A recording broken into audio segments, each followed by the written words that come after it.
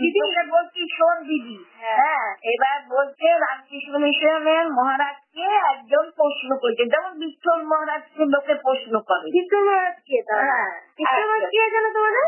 আমাদের গুরু মহারাজ। আচ্ছা, সীতারামদা শঙ্কর লাগে। হ্যাঁ, তো বলছে মহারাজ আমি জপ টপ করতে পারি না। বলছে কেন পারেন না? বলছে আমার ব্যক্তিগত কারণ। এটা আর কেউ জিজ্ঞেস করেনি কি ব্যক্তিগত কারণ। বলছে আমাকে সকাল থেকে সন্ধ্যে অব্দি কাজে লিপ্ত থাকতে হয়। কথা মিলিতে এটা? হ্যাঁ, তা বলছে ভালোই তো, সংসারে কাজ করেন, সারদা মাও কাজ করেছে, ওই কাজটা যে করছে ওটাও ভগবানের কাজ, এটাই মনে করছেন যে ওই যে কাজ করছেন ওটাও ভগবানের কাজ। কেন না আপনি রান্না করবেন বা আপনি কোনো কাজ করবেন, তাতে আপনার ফ্যামিলি খাবে।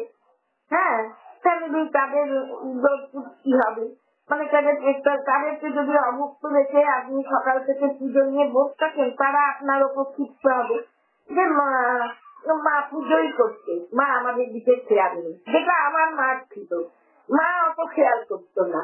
মা সকালবেলা একটু দাদাদের তীরে দিয়ে দিত, দিয়ে চলে যেত ঠাকুর ঘরে।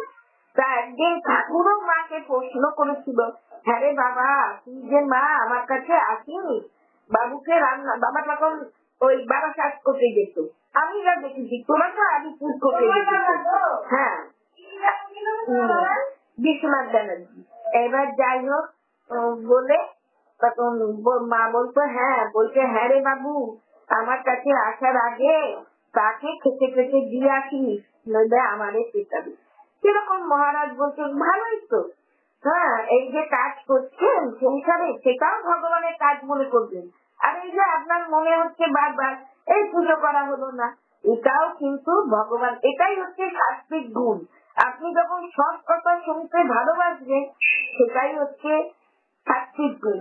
আছে চতুর্দশ অধ্যায় ভালোবাসে, হ্যাঁ ঠিক গুণাত্মিক, যে যেটা মানে আমাদের শরীরে 3টে গুণই আছে, সাত্বিক তম রজস, এরা সবার শরীরে। সে যে সাধু বলছে, সাধু মানে এই নয় অহংকারকে ত্যাগ করা, কিন্তু এখন কি অহংকার ত্যাগ করে? ওই আগে আমি আদ্যা মন্দিরে খুব যেতাম, হ্যাঁ কিন্তু এখন আর না মন চায় না। মানুষ যেখানে মানুষকে নিচু করে সেখানে মন চায় না, ওরা পাত্তাই দেয় না।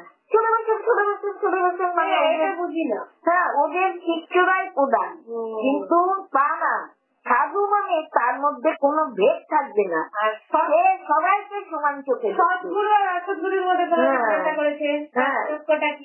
তারপরে যাই হোক এই বলছি, তাই জন্য আমি এতক্ষণ আমার পরিবারের জন্য খাটলাম, এবার যাব ঠাকুরের জন্য খাটবো।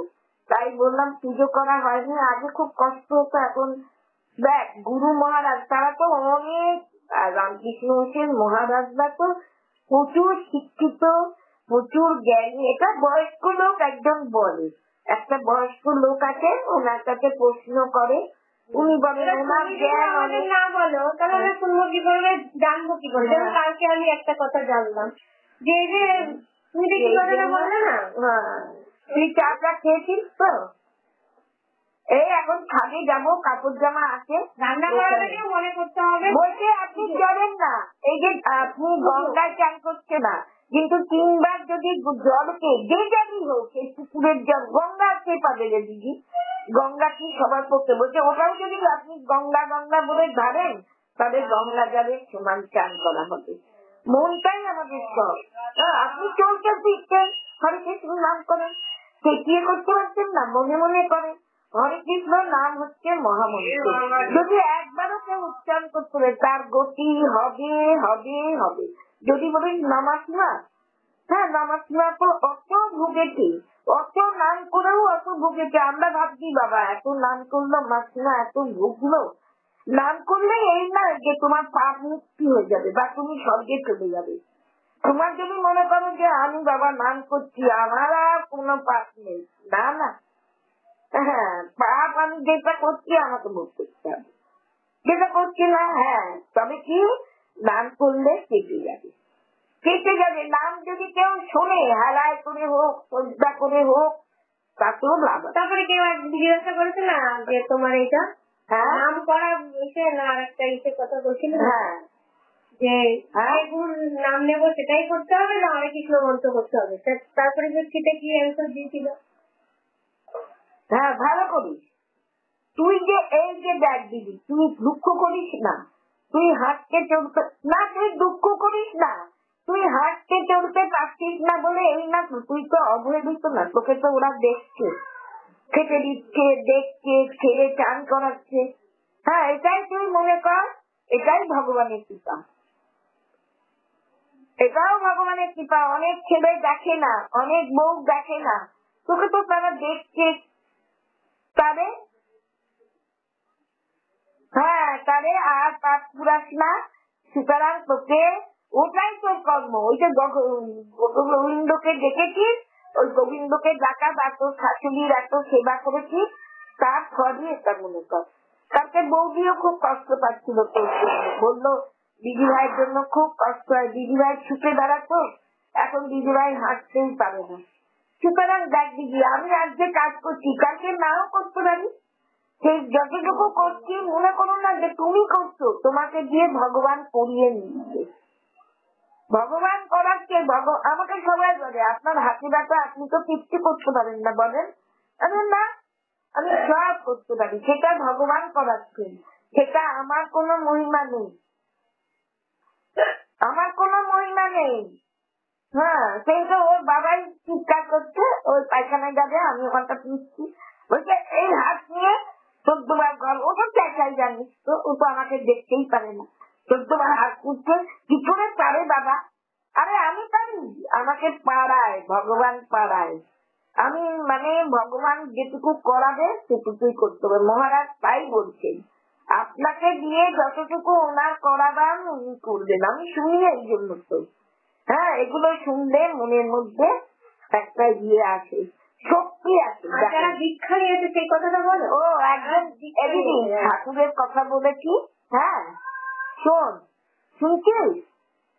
হ্যাঁ, বলছি একজন আমাকে প্রশ্ন, আমি দেখিনি, বউ দেখেছি, একজন প্রশ্ন করেছে যে সদ্গুরু আর গুরুর মধ্যে তফাৎটা কি, আপনি বলেন। তুমি আজকে তার উত্তর দাও। তারপরে বলে আমি বৌদিকে আবার কমেন্টে লিখেছে। হ্যাঁ, বৌদিকে আবার বলেছি, বৌদি এই প্রশ্ন আমাকে করেছে। তা বৌদি বললো দাঁড়াও, ওই যে বৌদি বাড়ি পুজো করে না, ওই যে পুরোহিতটা, হ্যাঁ ও, হ্যাঁ হ্যাঁ হ্যাঁ, ওই পুরোহিত, ও এখন আমাদের মায়ের নাম তো ইন্দিরা। হ্যাঁ, ইন্দিরা কি ব্যানার্জি। এবার যাই হোক, তখন প্রশ্ন করেছি, তো বৌদি বলছে দাঁড়াও, আমি ওকে এক্ষুনি ফোন করবো। বৌদি আমার সামনেই ফোন করলো, ও এখন তোর বেদ বিদ্যালয়ে পড়ায়, বেদ বিদ্যালয়ে পড়ায়, আমাদের যে মহামিলন মঠে। যাই হোক, তখন ওই কলেজটার ও এখন অধ্যক্ষ হয়েছে। যাই হোক, আজ বললো হ্যাঁ, সদ্গুরু, গুরু সবাই, গুরু মা বাবা গুরু, শিক্ষা গুরু। হ্যাঁ, গুরু মানে কি, তোকে যে শেখায় সেই গুরু, কোন এদের রান্না তোকে কেউ শেখালো সেও গুরু। কিন্তু সদ্গুরু হচ্ছে যিনি আমাদেরকে অন্ধকার থেকে আলোয়, মানে সৎ পথে পরিচালিত করেন, সৎ বুদ্ধি দেন, সৎ কথা বলেন, তিনি ছলনা থাকবে না। হ্যাঁ, তিনি হচ্ছে সদ্গুরু। তা আমার আর উত্তর দেওয়া হয়নি। হ্যাঁ, প্রশ্ন করেছিল এই দিদি, ওই ভারতী ইয়ে না, ওই জগন্নাথের শাশুড়ির নাম ভারতী না, মহানন্দন যে মহাবিদ্যার বইয়ের নামও ভারতী ছিল, বুঝতে পেরেছিস? হ্যাঁ হ্যাঁ, আর ভারতী আর একজন ছিল, ওই যে ঠাকুর আমার মায়ের সাথে মায়ের দিদি এনে বলছে আমি ত্রিপুল এনে, হ্যাঁ ঠাকুর বলছে রেবা মুখার্জির কথা হচ্ছে, 3টে এনে, আর ওর বর ছিল 2 এনে, মানে বাবা 2 এনে, তুই 3টে, আমার ওর নামও ছিল ভারতী। ওই ভারতী লিখেছে একদিন, আমি বলছি হ্যাঁ, ও আমার মাদের সমসাময়িক, মাদের থেকে একটু হয়তো ছোট হতে পারে। আর ওই সেই জর্জা ছিল, জর্জাকে মনে আছে দিদি? জর্জা ওই যে স্বরূপা গুহর মামলাটা নিল, হ্যাঁ, ওকে মেরে ফেললো না, ও ছাদ থেকে বেলপাতা তুলতে যে চারটি চিয়া করে নিয়ে ফেললো না, জয়দার বউকে কি সুন্দর দিল। তারপর দিগেন্দা, হ্যাঁ ওই তো তখন তো রায়তা সেই সবচেয়ে বড় অফিসার ছিলেন। আরেকজন মা তোমাকে কোশ্চেন করছিল না, তোমাকে না মহারাজকে কোশ্চেন করছিল যে গুরু নাম তো আমি নিয়েছি, তা গুরু নাম করবো না হরি নাম করবো। তার কোশ্চেনের অ্যান্সারে কি দিয়েছিলেন মহারাজ উত্তর? বলো গুরু নামও করতে পারে, হ্যাঁ, আবার হরিনাম তো মহামন্ত্র সবার উপরে, তাই তো? মহামন্ত্র। তাহলে মহামন্ত্র হরে কৃষ্ণ হরে রাম, তাই তো? হরে কৃষ্ণ কৃষ্ণ কৃষ্ণ হরে হরে, হরে রাম রাম রাম হরে হরে, এটাই হচ্ছে মহামন্ত্র। ওই যে আছে না, জয় গুরু জয় গুরু জয় গুরু জয়, গুরু নাম মহামন্ত্র জয় গুরু জয়।